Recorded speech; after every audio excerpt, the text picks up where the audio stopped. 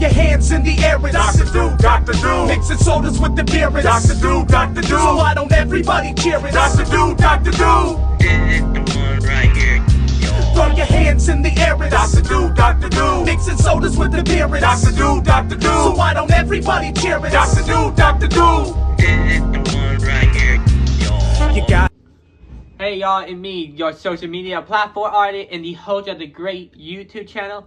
I'm your host, your one and the only Dr. Do here, everyone. How are we on an awesome Saturday night right here, y'all? Today's video, we are going to be looking into a history about this boxer, alright? He's considered a legendary boxer about back in the 20th century. He held the heavyweight champion of the world 26 times right here, y'all. He still holds the record to this day. You guys might know who he is. I will tell you guys who he is. We're going to do a history of Joe Louis. Joe Louis himself, the legendary heavyweight boxer of the world, right here. The legend himself, before Muhammad Ali, before Rocky Marciano, before Sugar Ray Johnson, before Mike Tyson. There was Joe Louis himself right here, y'all.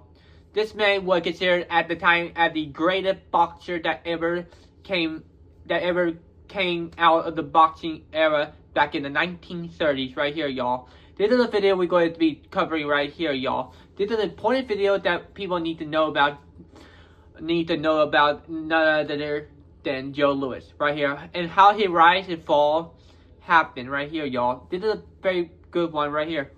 So before we get started, if you guys new to the YouTube channel, please subscribe to the channel, hit notification down below, comment down below what you guys think about my story about Joe Louis, and what y'all thought about it right here. And you guys want Dr. Do merch, go to Cotton Bureau to get you guys Dr. Do hat wears, shirts, sweaters, jackets, hoodies, including our Halloween Dr. Do merch out, y'all. Get yourself some Halloween shirts right here, and also a sticker for $2 right here. Yeah, right, we're selling stickers now for $2. Alright, y'all? You know, you guys want something that will give you enough hydration, energy, and focus and protein? Go to Beet Chart to get you guys Dr. Do powders in Beet Chart. We got cool flavors, y'all, and I hope y'all would like them, alright? So without further ado,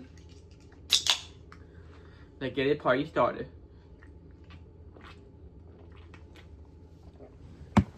Joe Louis was born in Alabama in 1914. He grew up in a farming plantation at the time of the 1900s right here. It was a hard time for him and his family. His dad went to an asylum when he was a child. And so, unfortunately for him, they didn't stay that long. His mom and his whole entire family decided to move to Detroit, Michigan, to start a new life there. At the time around 16, 17, he started to start doing boxing, alright? And he wanted to learn more about boxing around the time. And so he decided to go to a man named Blackwood, a former lightweight champion of the world. And he wanted Blackwood to teach him how to box like any other man at the time, like Jack Dempsey, and also another former, the first African American boxer, hold on, Jack Wood, right here. No, I think it was him. He was considered the first African American to ever won the heavyweight champion of the world, and held it for 10 times right there, y'all. But however, here's the problem. At that time, African Americans at the time were considered not allowed to be in the heavyweight championship at that time, because, you know, they were considered a discrimination at the time. Only white men, whoever, only allowed to be in the heavyweight championship, alright? This was a very, very controversial at that time. You know, how white people, black people were still segregation, all that stuff. Yeah. And so by the 1930s, he decided he got his shot at trying to become the best boxer that America had never seen before. He started to be doing great at that time, becoming undefeated and taking on multiple boxers. First off, he took on the tallest former heavyweight champion of the world, Primo Carnera, who was 6'7" at that time. And people at that time he was a supporter of the faction Italy under the leadership of Mussolini. and everybody want to see how this go on, right? Goes off. So when Joe Louis went up against Primo Carmella, nobody ever thought that Joe Louis would ever beat the crap out of Primo Carmella after multiple rounds and won against him. And then he went up against another former heavyweight champion, Max Baer, who had at the time was considered having the deadliest right hand hook in boxing history, and he took him on in 8 rounds, knocked him down 4 times against Max Baer. All right, and people would never thought that this boxer had ever been underestimated. No one's ever thought they were underestimated the Brown Bomber. Yeah, right. He was called the Brown Bomber in the boxing era, right there. Everybody thought he thought he would be undefeated and try to get a heavyweight shot against a heavyweight champion at that time, James Braddock, known as the Cinderella Man. You guys know who James Braddock is. He had a good history of winning the championship against Max Baer. Right there, y'all. But however, things had changed in 1936 when he went up against another former heavyweight champion. He was not American at all. His name was Max Schmeling. Schmeling was, you guys don't know who Schmeling is. He was the first non-American ever to win the heavyweight championship of the world in 1930, and then winning it again in 1932. I mean, I ain't gotta tell y'all that if Max Schmeling wouldn't have won the heavyweight champion world, then he would not inspire other boxers from outside America, like in the Europeans or other nations right here. So tell you the truth, at that time, Nazi Germany took power in 1933. At the time, Hitler wasn't as a threat to America or European nation at that time. All right, they were comparing him to Charlie Chaplin right there, y'all. If you guys know who Charlie Chaplin is, then you know who I'm talking about. So in 1936, Max Schmeling and Joe Louis went up against each other, and Max Schmeling know how to take out the Brown Bomber, and he became the first boxer ever to defeat Joe Louis himself in a 12-round battle right here, y'all. So, it also, Max Schmeling was going to be up against James Braddock, but however, he let Joe Louis to take on James Braddock. Alright, so in 1937, James Braddock and Joe Louis were up against each other. As the round goes on, Joe Louis had beaten James Braddock and won the heavyweight championship of the world. Joe Louis became big, huge, but phenomenon, became so famous that people admired this man for everything he ever done right there. And also, when you think about it, he made money. He made millions of dollars, by becoming famous for how great and deadly was Joe Louis. However, Joe Louis didn't feel like he won the heavyweight championship of the world because the one guy he wanted to take on, he wanted to pay back against one boxer, Max Schmeling. And Joe Louis challenged Max Schmeling. You can say that the heavyweight championship of the world wanted a rematch against Schmeling.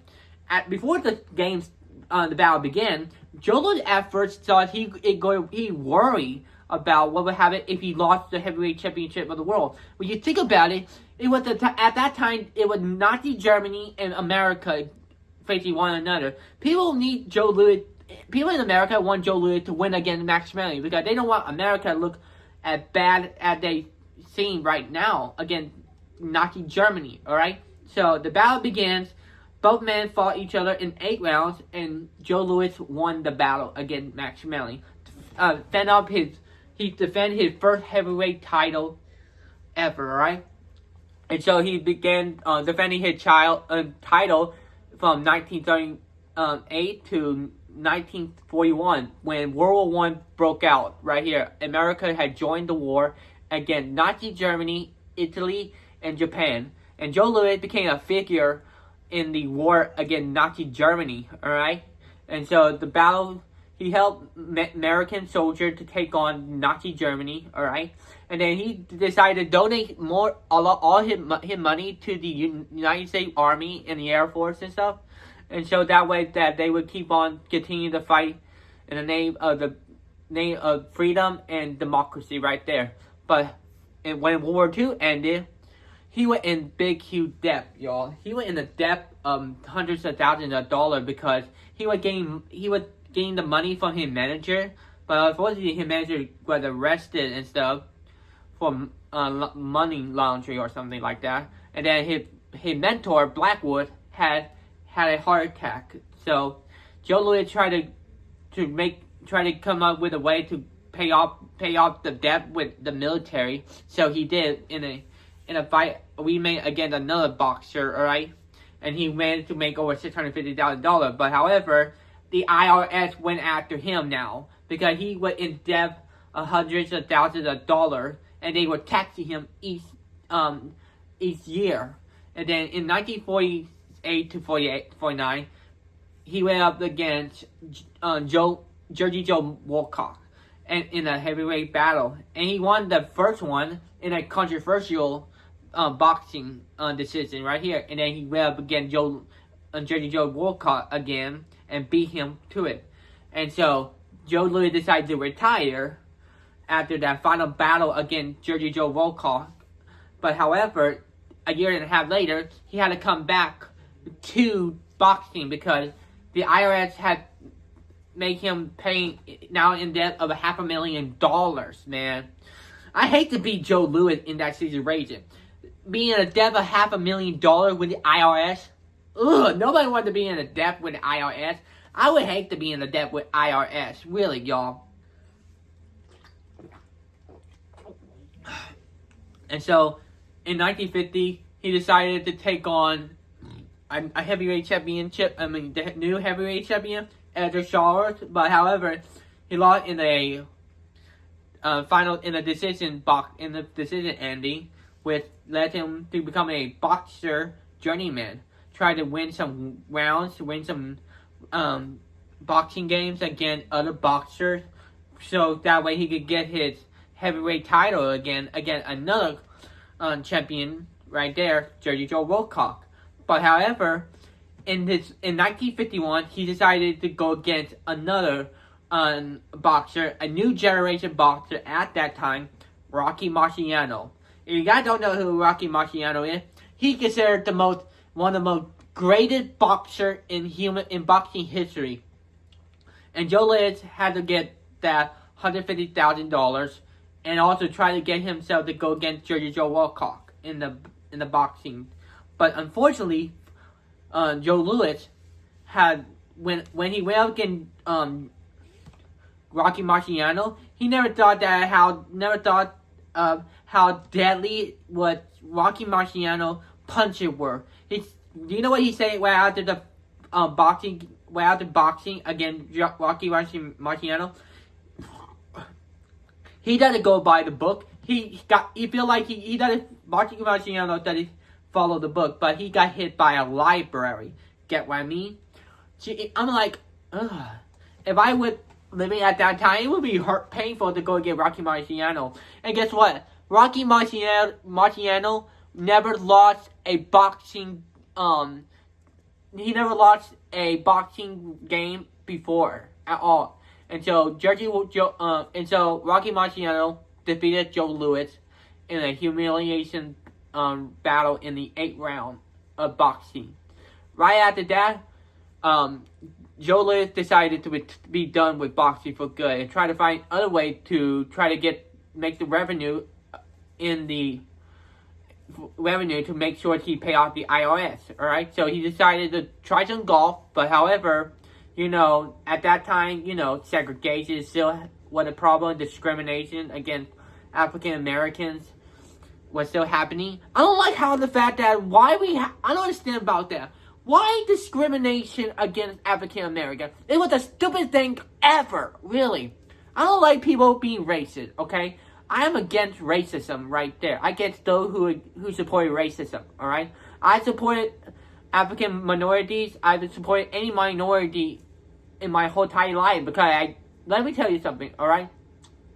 Before, I grew up with minority most of my life when I was living in Houston. And also, I grew up with minority in Louisiana for 2 years, and then in 2014, from 2013 to 2014, and also back in 2008 and to 2010, right there. I know how people feel, man, okay? It sucks, but, alright? It sucks to live in poverty, really, alright? And so, when golfing was the answer, he decided to become a salesman by selling or making some revenue by being on TV shows, selling some cigars, or selling some fruit punch sodas right there. And also tried to open his own Joe Louis bar, but it didn't work out. All the things he tried to do did not work out, including taking on wrestling right here. But however, people had criticized him for doing something like that. And by then, he went in a debt of $1.3 million. You want to know how much is that in today's currency? $15 million. Seriously, $15 million? If Joe Louis was living in our time and he had to pay $15 million, it would suck for him so badly, really. And he had a debt of $15 million today's currency. 1.3 million at that time. It would suck for him. It sucked to be him at that time, paying off millions of dollars to the IRS. Okay, but unfortunately, Joe Louis' third wife, who was the secretary in California, made some decision making with the IRS to ease the debt with him. So they decided to do so like that around the 1960s.